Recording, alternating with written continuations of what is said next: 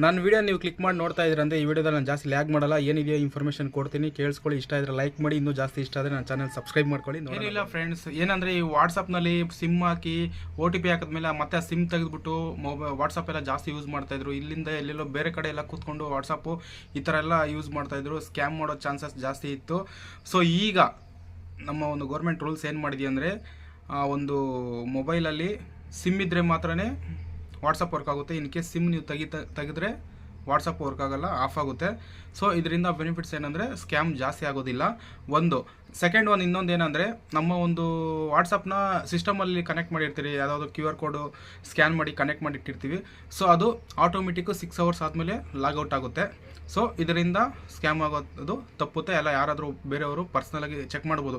ಕಂಪ್ನಿಯಲ್ಲಿ ನಾವು ಕೆಲಸ ಮಾಡಿಕೊಂಡು ಬೇಗ ಬಂದುಬಿಟ್ಟಿರ್ತೀವಿ, ಲಾಗ್ ಆಫ್ ಮಾಡಿದ್ರೆ ಬೇರೆಯವರು ಅದನ್ನು ಯೂಸ್ ಮಾಡಿ ನೋಡ್ತಾ ಇರ್ಬೋದು. ಆ ಟೈಮಲ್ಲಿ ಆಟೋಮೆಟಿಕ್ಕಾಗಿ 6 ಅವರ್ ಆದಮೇಲೆ ಅದೇ ಲಾಗ್ ಆಫ್ ಆಗುತ್ತೆ, ನಾವೇನೋ ಮಿಸ್ ಮಾಡಿದರೆ. ಸೊ ಈ ಥರ ಒಂದು 2 ರೂಲ್ಸು ಅಪ್ಡೇಟ್ ಮಾಡಿದ್ದಾರೆ, ತುಂಬ ಯೂಸ್ಫುಲ್ ಆಗುತ್ತೆ. ಇದೇ ಥರ ಯೂಸ್ಫುಲ್ ವೀಡಿಯೋಸ್ ನಿಮಗೆ ಅಪ್ಲೋಡ್ ಮಾಡ್ತಾನೆ ಇರ್ತೀನಿ.